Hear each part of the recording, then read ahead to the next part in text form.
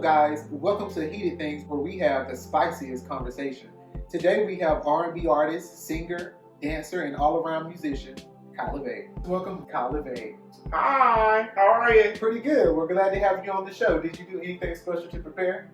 I wouldn't say special. I woke up, I went to the gym, I went to work, so now. So it sounds like we're ready to get started. Let's do it. Let's go.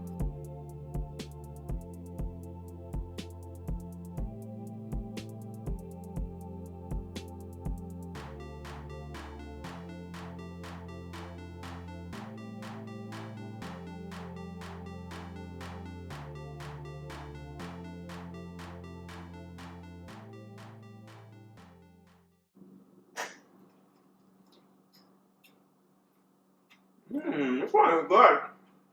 It's got a sweet taste to it. It's got a little sweetness to it. It's not spicy at all, though. So, Lavey, many people might not know this, but you've actually been making music for a long time now. And I know every artist has different goalposts in terms of how they measure success in their career. But what would you say is your most proudest moment on your musical journey so far?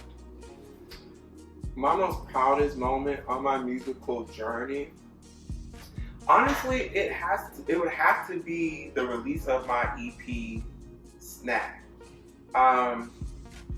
There's two. So Snack, because that EP was the recipe of scrap EPs.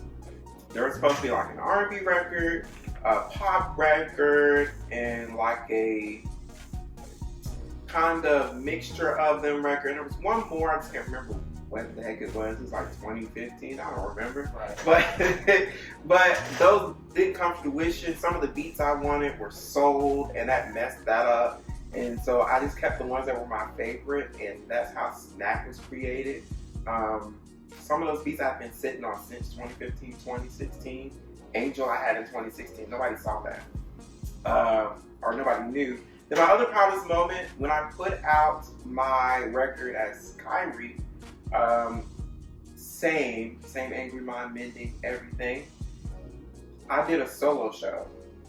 I had two openers. It was my first and so far only solo show.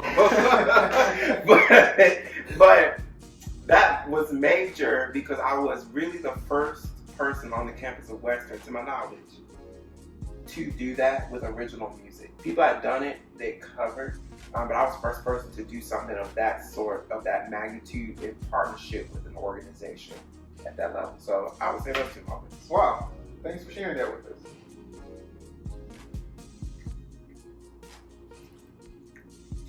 I think I like no more. Yeah, that's light work. It's got a little kick to it. So we've been talking about you having been making music for a while, and I know that you actually came up in the SoundCloud era.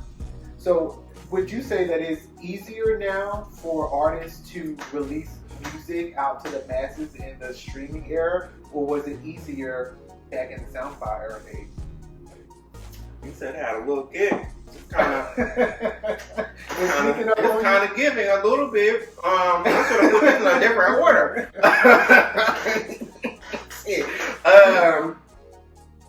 Damn, you said a whole lot of shit. I sure did. I'm not editing this out. I sure did. And so, shit. Damn. You know what? I think that is a lot easier. Wow. So before I changed my artist name, and I was going by just my regular name, not that my artist name is not my name at all, I found an app called Amuse. It was free, and you could put up all of your stuff on the streaming platforms, every platform. That's changed. I think you have to pay to get every platform now. And obviously I use a different company to distribute now, but it's so easy to get your stuff onto streaming services and all of them versus SoundCloud. SoundCloud, it was just on SoundCloud. Right. And typically you were putting it on there for free. SoundCloud has a limit. And so at a certain point, once you reach that limit, you're either gonna take the old songs down to fit your new ones, or you just I actually didn't know that. yeah, SoundCloud has a limit, and so you can only put so much up there. I think that one thing though, I wish people would kind of go back to, including myself. I don't use it as much. I have the account, Bandcamp. Okay, I've There's heard a lot of about artists who use Bandcamp. It's a great way to get money directly. Since the pandemic, they've been doing a away with their fee temporarily. They said temporarily, but every month they still send me an email saying that they didn't do the fee for the next coming month. And so now when people are buying your album, you are getting every bit of that money. Right. But maybe I need to hop back on it. Well, Okay. just like the student loan payments are about to start back, I think those payments are going to start back too. Well, hey.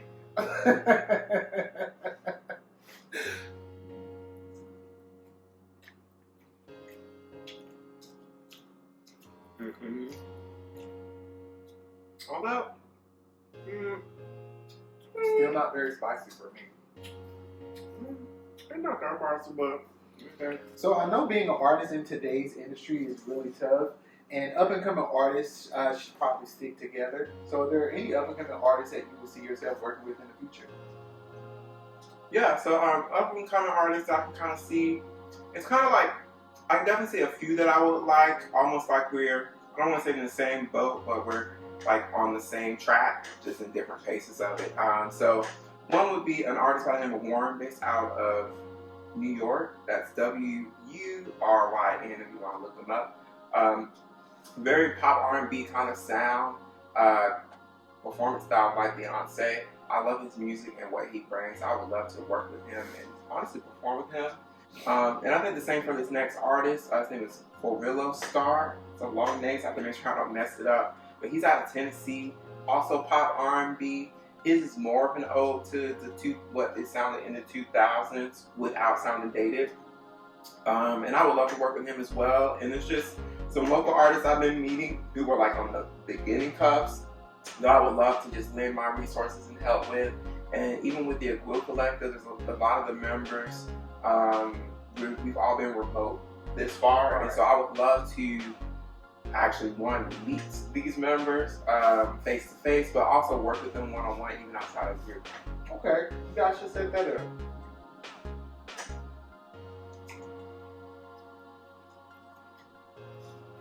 It's cool. It's like the right level of spice without being too spicy.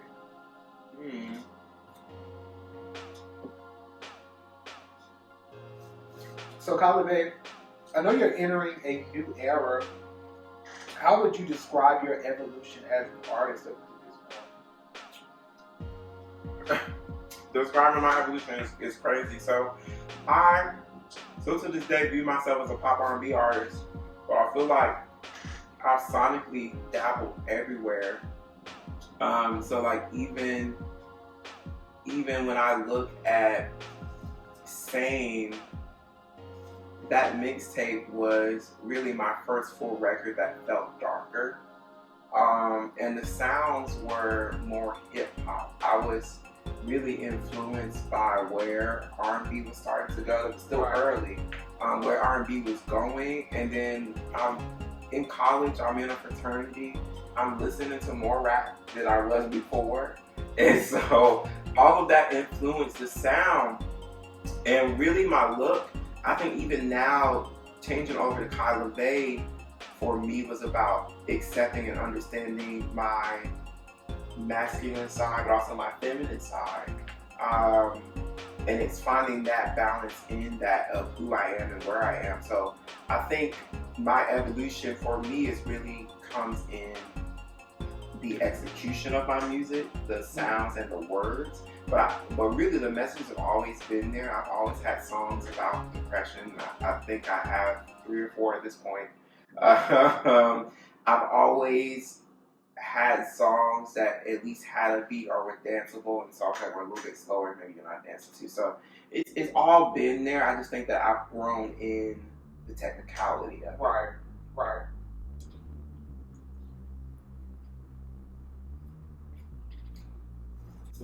I'll put this on a check.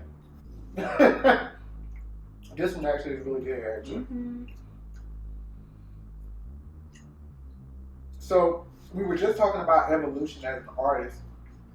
And I know, as you just said, you've done everything in your career in terms of musical styles. You've done country, you've done pop, you've done hip hop. Who would you say are some of your inspirations in terms of other musical artists who have inspired you to do? Is kicking in slowly? Oh my God. It's not like a spice. It's like if someone poured black pepper in my mouth, and it's just. I can actually taste that a little bit. I can actually taste that. Yeah. So, who would you say are some of your inspirations in your musical career in terms of who have influenced you to do the different things that you've done so far? Oh man, so you know I'm gonna have to start with Beyonce, Of course, because her album's out and she's on tour, and so it's definitely Beyonce. Another one I would say, and this came later, it was Brandy. I always liked Brandy as a kid, but it wasn't until later, and maybe my voice changed and I just don't realize it. But as I listened to myself sing, realized that there were some similarities in my voice to Brandy's voice. And there were things that felt natural to me that she did. And there were things I liked, like how I stacked my vocals and my harmonies. It's very a son of Brandy. The vocal Bible, yes. A son of Brandy. And so I have to say Brandy. I definitely look at people. I look at Mariah Carey, and you know, specifically it's about wordplay. I'm not singing like Mariah Carey. Right. But I love what she does with her lyrics and the way she can just throw in like onomatopoeia. Yeah, and she's you're like, why would you say that? Yes.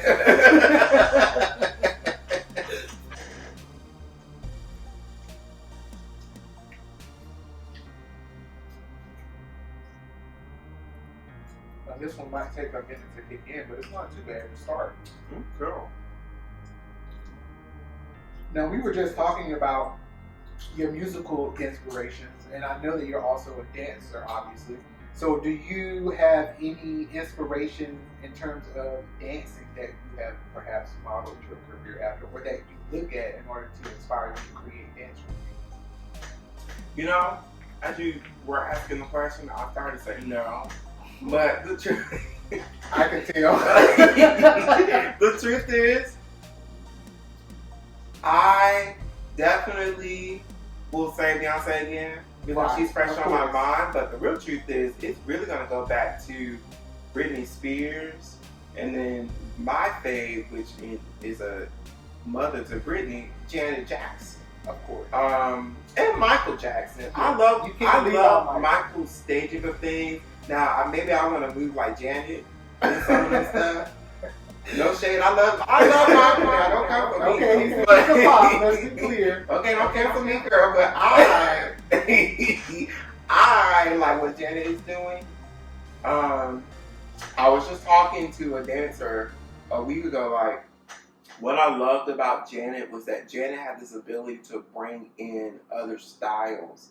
Like, there was, I would say a lot of her earlier movement was jazz kind of based, but you could see a little bit of ballet in it. You could see modern in some of her dances, contemporary. So like, I like that, and just how people can have a certain style. Like, even the way Beyonce performs, if someone performs like that, you know it. And you're like, okay, they're a son of Beyonce. If someone performs in this weird eclectic way, honestly, that's a son of Lady Gaga, because that's her whole style. Even if she's doing modern, it's weird. So it's what you're gonna get. It's like a hot dog. It does. This is not bad, actually. I love it.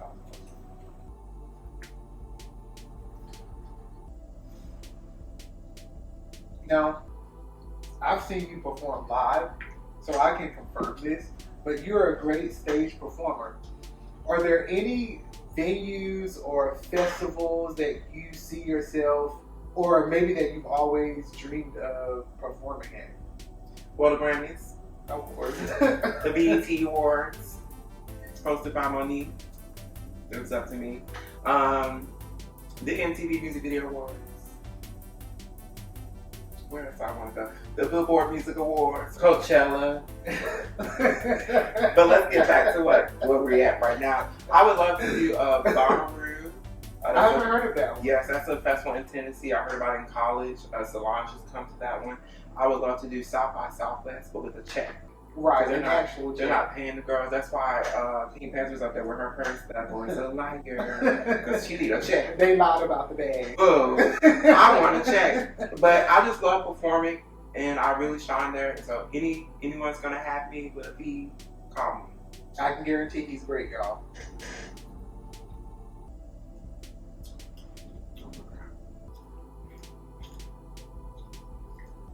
Oh my God! I'm gonna pass the heat. Oh my God! You okay over there? So outside of everything that you do artistically with your music, I know that you're also into cooking, especially vegan food. Is there any other interest or odd thing that you do that your fans may not know about? Yeah, so I mean, I really don't even know they fully know that I like to cook, but truthfully, at this point, I don't think so. I mean, I love K-pop. This channel was started as a K-pop reaction channel that you're watching. And so, I'm pretty open about most of the things that I am into. I wouldn't say I'm into it, but I did play Dungeons and Dragons. That was very interesting. One time? Just that one time, because I did nothing but be goofy. Like, I was a 7-foot tall goblin, doesn't make sense, and I cast a spell that just had a bunch of random screaming in an alley. And so while my group went into the building, I stood there in the sound awkwardly. Wow. That was me. Well, there you go. Oh, good bite. Thirsty. I hope you don't come back and beat me. I thought it would be spicier, not too bad. Now, let's talk about your new upcoming project. So you've named it He Is Value. Can you talk a little bit about how you came up with the title concept? It actually was really simple. So I knew that, well, let's go back. So I reconnected with my line brother. Remember my Bible Fraternity Incorporated, period. I reconnected with my line brother. He goes by an artist name of M.E. And in that reconnection, I also reconnected with one of my neophytes, Drew Drake. And I was updating them. We were updating each other on live. They had just found out that I was diagnosed HIV positive. And so Drew asked me, like, how does that, he's a poet as well as a rapper. And so he expresses himself poetically. So he asked me, what have I done musically to address it, or was there ever plans to actually talk about that in my music? And as honest and truthful as I am about it, I'd never really thought about it. And so going into this, I wanted to finally talk about it. And so He Is Value, first off, is based on the letters of HIV. To be 100% truthful, it started off as I just needed something that made sense with H, I, and V. Right. But it really turned out that I was finding the value of myself. And it's the story of feeling like I am broken, but in the end, figuring out that I am still worthy. Wow, that's really powerful. It's really powerful.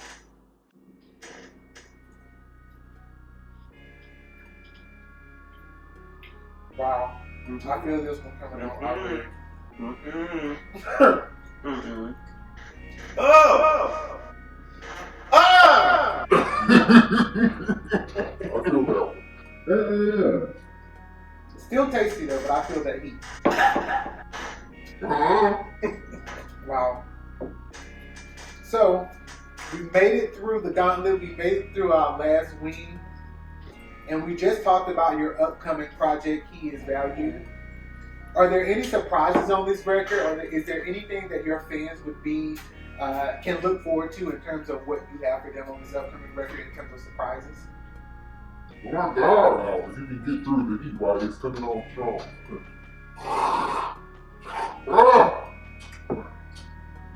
Y'all, I wish I was faking. You got it. You know what? It's gonna be the sound. I think that there's definitely some sounds sonically that I've touched on that are different. And what's crazy about it is that I produced it all. Yeah. So not only am I touching these sounds as the singer and the songwriter for the first time, but I'm producing them for the first time. And so it's gonna be interesting to see how people perceive that. And like I said in one of the earlier questions, just the evolution of my songwriting, I feel like I am right now at the top of my game at songwriting. Not at my peak, but definitely at the top of it. Yeah. And so I feel if anything the most confident about the work that I'm putting out that I have ever.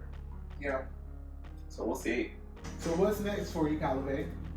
Yeah, so next obviously of course is the release of the full album His Value. But of course right now, My Sorry, the single, came out on the 26th of May. Sorry, that gross pepper got me gross. That dust pepper got me messed up. Comes out on the 20th, it came out on the 26th of May, so it's out now. So you can stream that now. And it's been on the lookout, more updates. I should be releasing the cover to the album here soon. So yeah. Well, there you go, guys. Look for it and make sure that you stream He Is Valuable.